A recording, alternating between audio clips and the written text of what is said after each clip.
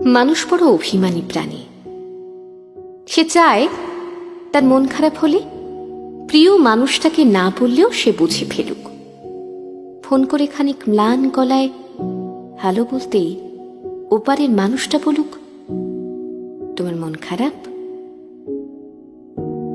তার এলোমেলো চুল খানিকটা লাল চোখ দেখে বলুক, তোমার ঘুম হয়নি রাতে? দুঃস্বপ্ন দেখেছ? টেনশন করছো কিছু নিয়ে? সে চায় মানুষটা বুঝুক কখন শক্ত করে বুকের সাথে চেপে ধরতে হয়, চোখের সামনে আলতো করে হাত ছুঁয়ে বন্ধ করে দিতে হয় চোখের পাতা। সে চায় মানুষটা বুঝুক কখন হাতের মুঠোয় হাত রাখতে হয়, ফিসফিসে বলতে হয়, আমি তো আছি, তবে মন খারাপ কেন? সে চায় মাঝরাত্রিরে সে টের পাক পাশের মানুষটা তার মাথার নিচের সরে যাওয়া বালিশটা ঠিক করে দিচ্ছে। শেষ রাতে যখন খানিকটা হিম নামে তখন জড়িয়ে দিচ্ছে ওম চাদরে।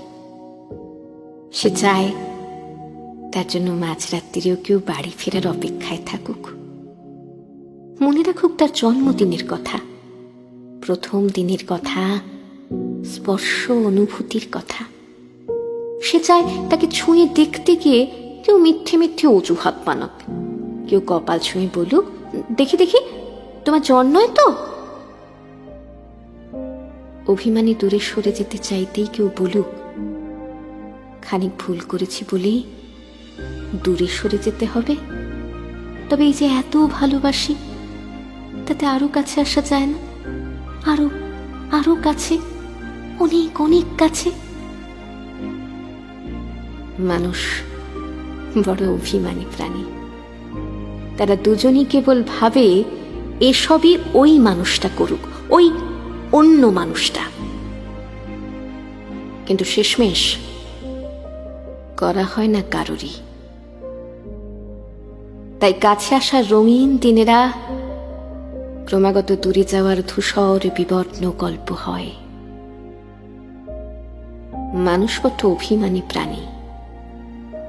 অভিমানে সে ক্রমশই দূরে চলে যায় আর বুকে পুষে রাখে এক সমুদ্র আক্ষেপ। মানুষ বড় অভিমানী প্রাণী।